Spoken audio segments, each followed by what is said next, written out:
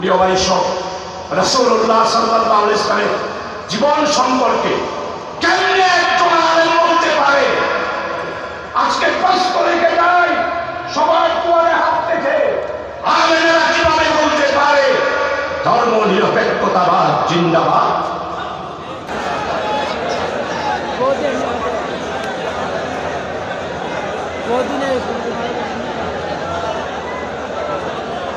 আসসালামু আলাইকুম ওয়া রাহমাতুল্লাহি ওয়া বারাকাতুহু।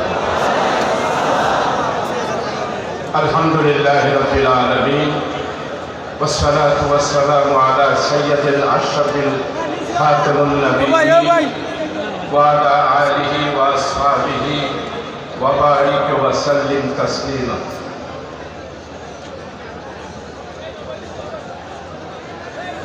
বিসমিল্লাহির রহমানির রহিম।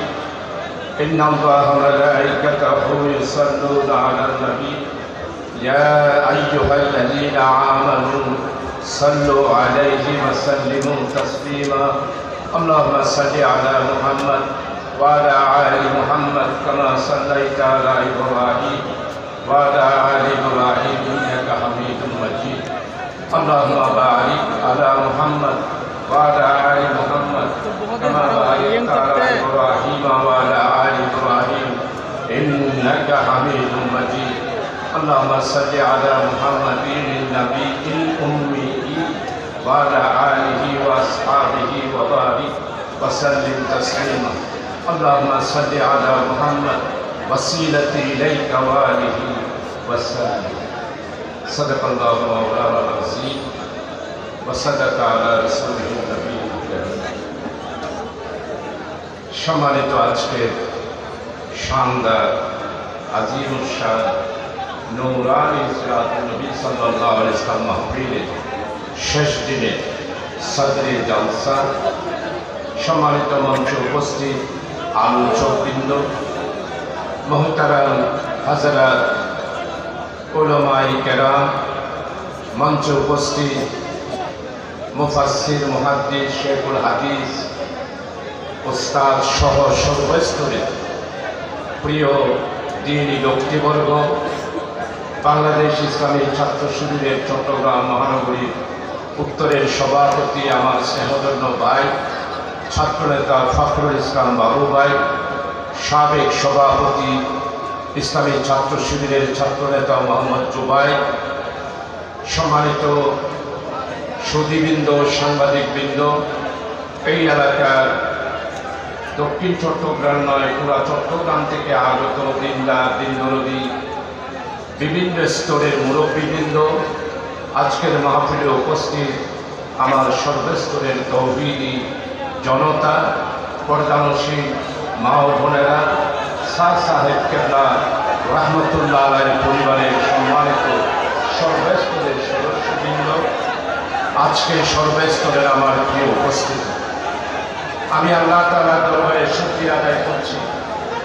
আল্লাহ তাআলা অত্যন্ত মেহেরবানি করে দয়া করে 19 দিন ব্যাপী সিরাতুন নবী সাল্লাল্লাহু আলাইহি ওয়াসাল্লাম মাহফিলে আজকে শেষ দিনে এসে শুধুমাত্র আপনাদের খেদমতে দোয়া নেওয়ার জন্য বক্তব্য রাখার সুযোগ সিরাতুন নবী সাল্লাল্লাহু আলাইহি ওয়াসাল্লামের কমিটি এবং শাহ সাহেব কেবলা রহমতুল্লাহ আলাইহি পরিবারের পক্ষ থেকে আমাকে সুযোগ করে দিয়েছেন।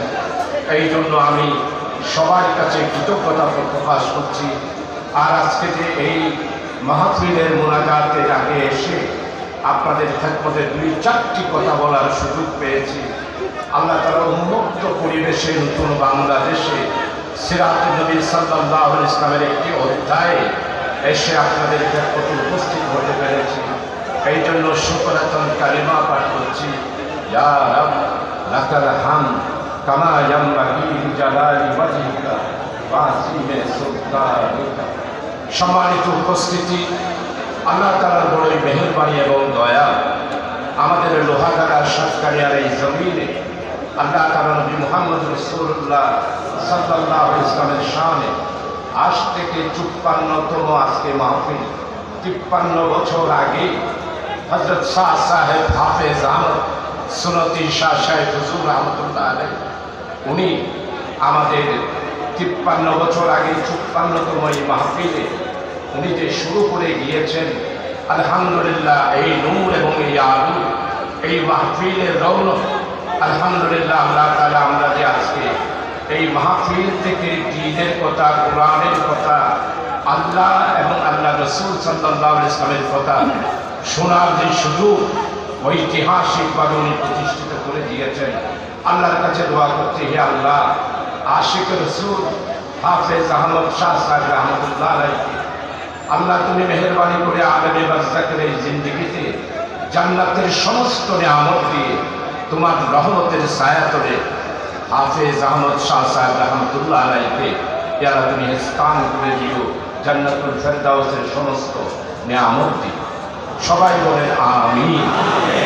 সম্মানিত উপস্থিতি, সিরাতুন নবী সাল্লাল্লাহু আলাইহি ওয়াসাল্লাম, রাসূল আকরাম সাল্লাল্লাহু আলাইহি ওয়াসাল্লামের জীবন চরিত, রাসূলুল্লাহ সাল্লাল্লাহু আলাইহি ওয়াসাল্লামের নূরানি জিন্দেগির কথা আমরা আপনারা বন্দারা সবাই মিলে পৃথিবীর 1500 বছর আগে থেকে শুরু করে আজ পর্যন্ত সমস্ত মানুষ কিয়ামত পর্যন্ত যদি আমরা রাসূল আকরাম সাল্লাল্লাহু আলাইহি ওয়াসাল্লামের জীবন চরিত সম্পর্কে আলোচনা করি, তাহলে আমাদের সমস্ত আলোচনা এক জায়গায়, আর আল্লাহ বারি তাআলা রাসূল আকরাম সাল্লাল্লাহু আলাইহি ওয়াসাল্লাম সম্পর্কে আল্লাহ তাআলার ঘোষণা যেটা, সেটা আরেক পাল্লা। আমার মনে হয় আমরা কিয়ামত পর্যন্ত আলোচনা করলেও আল্লাহ তাআলা রাসূল আকরাম সাল্লাল্লাহু আলাইহি ওয়াসাল্লাম সম্পর্কে যেই পরিচয় তুলে ধরেছেন, সেটা সবচেয়ে বেশি আমাদের সমস্ত মানব জাতির জন্য মুক্তি এবং অনুসরণ। আল্লাহ তাআলা কোরআনে মাজিদের মধ্যে ইরশাদ করছেন, বিসমিল্লাহির রহমানির রহিম, কুল ইন কুনতুম তুহিব্বুনাল্লাহ ফাত্তাবিউনি ইউহিব্বুকুমুল্লাহ। আল্লাহ তাআলা সমস্ত মানব জাতিকে উদ্দেশ্য করে বলছেন, বিসমিল্লাহির রহমানির রহিম, ওয়া ইয ক্বালা রাব্বুকা লিল মালাইকাতি ইন্নী জাইলুন ফিল আরদি খলিফা। আমি খলিফা হিসাবে, আমার প্রতিনিধি হিসাবে দুনিয়াতে মানুষকে প্রেরণ করেছি। হে মানুষ, তোমাদেরকে বলছি, তোমরা যদি আমাকে ভালোবাসো, আমার ভালোবাসা সন্তুষ্টি পেতে চাও, আল্লাহ স্পষ্ট ঘোষণা করছেন, ইন কুনতুম তুহিব্বুনাল্লাহ ফাত্তাবিউনি ইউহিব্বুকুমুল্লাহ।